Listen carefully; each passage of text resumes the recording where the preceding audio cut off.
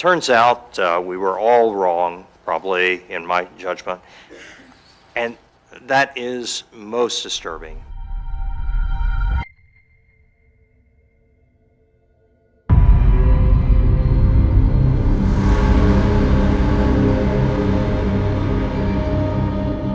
Iraq's army is defeated. Our military objectives are met. At every opportunity, I have said to the people of Iraq that our quarrel was not with them, but instead with their leadership, and above all with Saddam Hussein.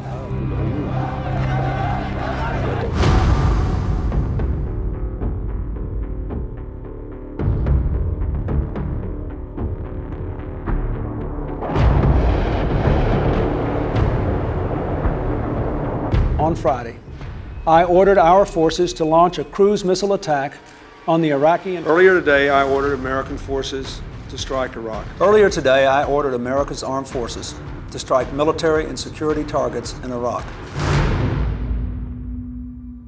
Good evening.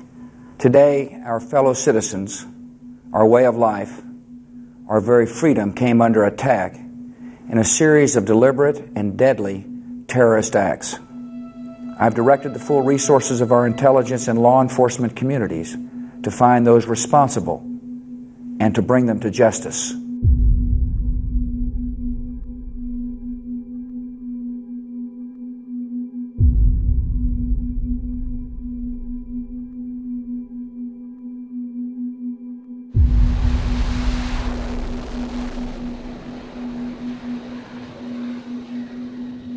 Our cause is just, and it continues.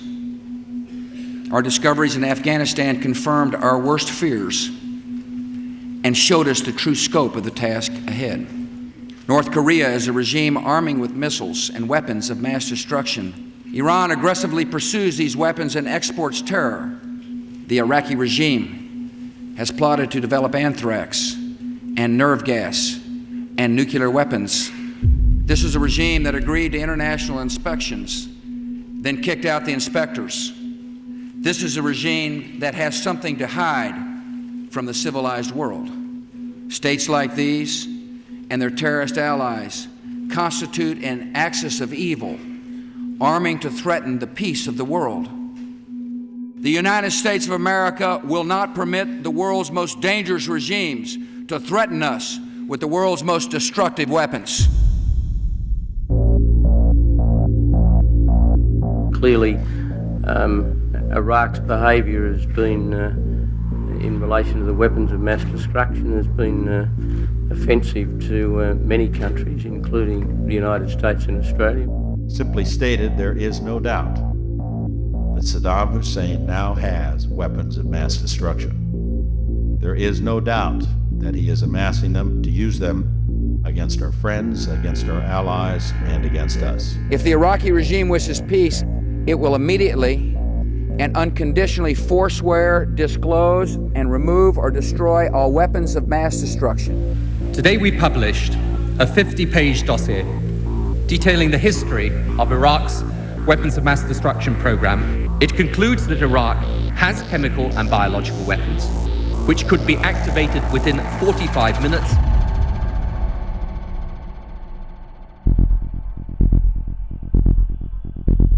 The resolution sets out in clear terms Iraq's obligation to cooperate with the United Nations in ensuring the full and final disarmament of its weapons of mass destruction. Tomorrow morning, for the first time in 4 years, UN weapons inspectors will be back in Iraq to scour a country the size of California for evidence of weapons of mass destruction. What they find or don't find may well determine if the United States goes to war against Iraq.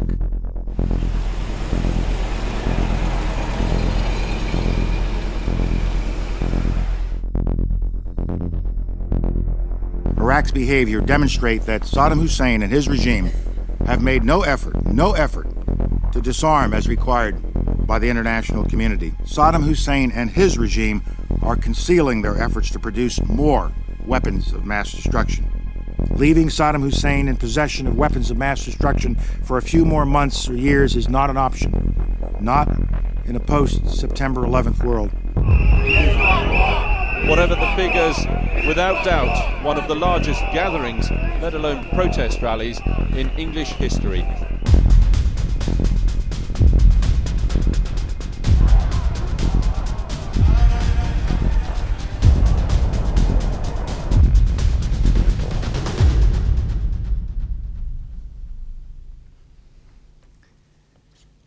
My fellow citizens, events in Iraq have now reached the final days of decision. Saddam Hussein and his sons must leave Iraq within 48 hours. Their refusal to do so will result in military conflict, commenced at a time of our choosing. For their own safety, all foreign nationals, including journalists and inspectors, should leave Iraq immediately.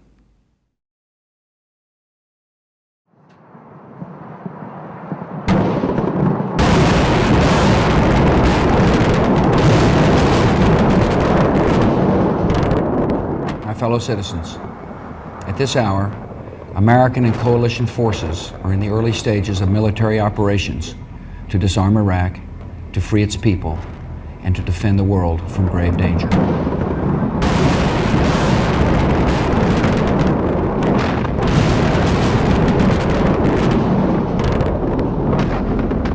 We are determined to join other countries to deprive Iraq of its weapons of mass destruction, its chemical and biological weapons, which even in minute quantities are capable of causing death and destruction on a mammoth scale.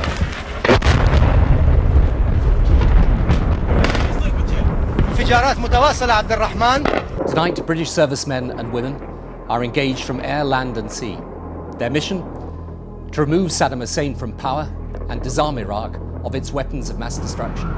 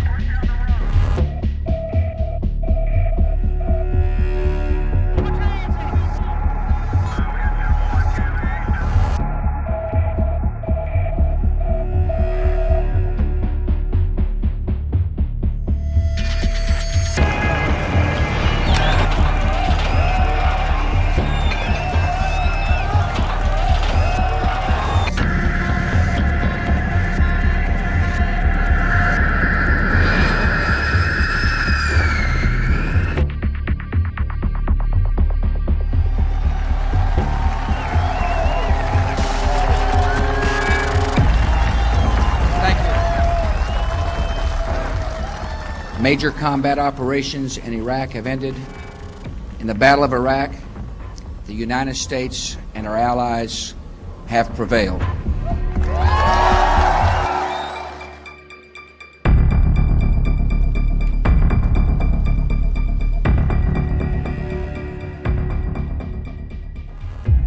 Let me begin by saying we were almost all wrong, and I certainly include myself here. It turns out we were all wrong, probably in my judgment, and that is most disturbing.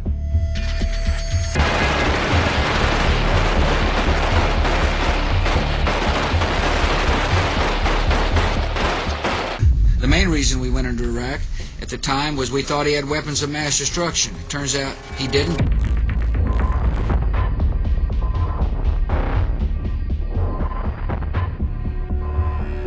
The evidence now is that there were not stockpiles of actual weapons ready to be deployed.